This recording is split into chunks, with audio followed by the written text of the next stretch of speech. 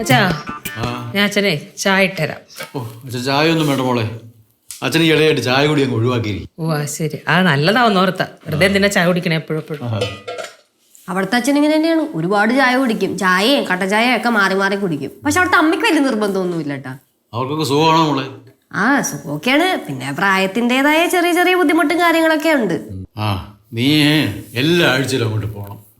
പ്രായമായവരല്ലേ, ഇടയ്ക്കിടയ്ക്ക് അവർ പോയി ഒന്ന് കാണുന്നല്ല. ഒരു വിധത്തിൽ പറഞ്ഞ രോഗമല്ല അലട്ടുന്നത്, ഒറ്റപ്പെടൽ. ഈ വേണ്ടപ്പെട്ടവരടുത്തില്ലാതെ വരുമ്പോഴുള്ളൊരു ഒറ്റപ്പെടലുണ്ടല്ലോ, അത് ചിലരെ ബാധിക്കും, ചിലരെ ബാധിക്കത്തില്ല.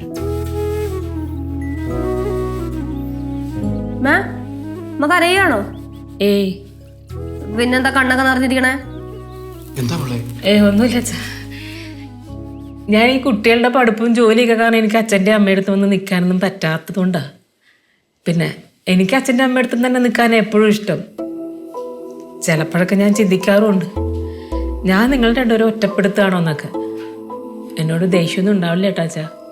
ചേച്ചി എന്താ മോളെ, ഞാൻ പൊതുവായിട്ടുള്ളൊരു കാര്യം പറഞ്ഞതല്ലേ. നിങ്ങളവിടെ വന്ന് നിൽക്കാത്തതിൽ എനിക്കോ നിൻ്റെ അമ്മയ്ക്കോ വിഷമമൊന്നുമില്ല. നിങ്ങൾ എവിടെ ഇരുന്നാലും സന്തോഷമായിട്ട് ജീവിക്കണമെന്നാ ആഗ്രഹം. മോള് എന്തിനാ അങ്ങനെ തെറ്റിദ്ധരിച്ചത്?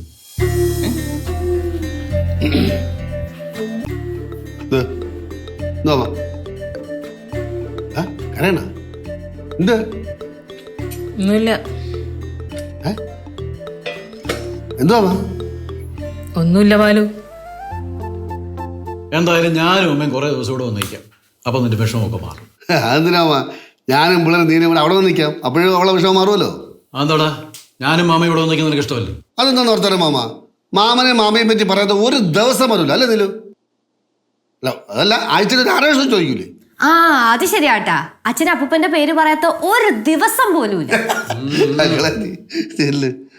അല്ലേ വാ. അച്ഛാ, ഇവിടെ ഇപ്പൊ അച്ഛനും മോളും ഒറ്റക്കെട്ടാ. ചിലപ്പോ തമ്മിലടി, ചിലപ്പോ ഭയങ്കര സ്നേഹം. അതിപ്പോ നിങ്ങളും അച്ഛനും മോളും തമ്മിൽ അങ്ങനെയല്ലേ? ഞാൻ എന്റെ അച്ഛനായിട്ട് ഇന്നേ വരെ അടി കൂടിയിട്ടില്ല. നീ ട്യൂഷൻ പഠിപ്പിച്ചിട്ട് വരുന്നു, ജലസേവന കേന്ദ്രത്തിൽ 2 സ്ഥലത്തും പോയിട്ടാണ് പറഞ്ഞ.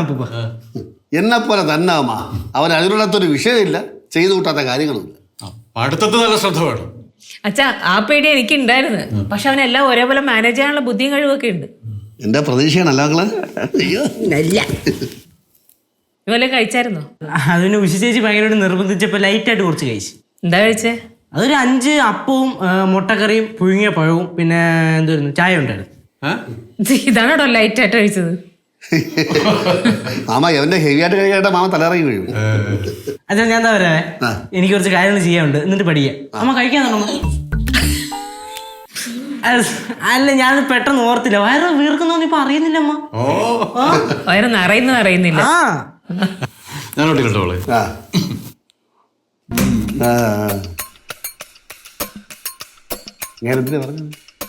ഒന്നും പറഞ്ഞില്ല. ഞാൻ അച്ഛനെ കൊണ്ട് പറയിപ്പിക്കണോ? പറയിപ്പിക്കാൻ നീ എന്നെ തത്ത പറയിപ്പിക്കല്ല, പറയിപ്പിക്കല്ല. പിന്നെന്ത് പല കാര്യങ്ങള് എന്തിനാ പറയിപ്പിക്കാന്ന്?